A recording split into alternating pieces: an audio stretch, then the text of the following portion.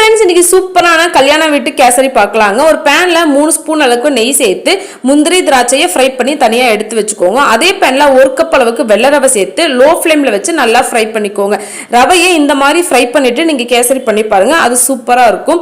நான் வந்து 1 cup ரவைக்கு 2 cup தண்ணி எடுத்திருக்கேன். தண்ணியை பேன்ல சேர்த்துட்டு கூடவே கொஞ்சம் நெய் சேர்த்து ஃபுட் கலரையும் சேர்த்து அது கொதிக்கிற வரைக்கும் வெயிட் பண்றாங்க. கூடவே ஒரு ஏலக்காவை சேர்த்துட்டு இப்ப தண்ணி கொதிச்சிருச்சு, ரவையை இது கூட சேர்த்து கட்டி இல்லாம நல்லா கிளறிக்கணும்.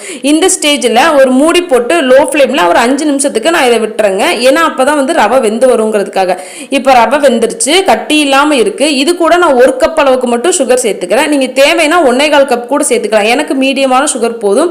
ஒரு சிட்டிக்கு அளவு உப்பு சேர்த்துக்கிறேன், அந்த ஸ்வீட்டை எடுத்து கொடுக்கறதுக்காக. 2 டிராப் அளவு ரோஸ் எசன்ஸ். நீங்க இது வேணாம்னா ஸ்கிப் பண்ணிக்கோங்க. இந்த ஸ்டேஜ்ல நான் வந்து கூட நெய் சேர்த்துக்கிறேன். வறுத்து வச்சிருந்த முந்திரி திராட்சையும் சேர்த்துட்டேன். ஸோ ஃபைனலா கேசரி ரெடி ஆயிருச்சு. வீடியோ பிடிச்சிருந்தா லைக் பண்ணுங்க.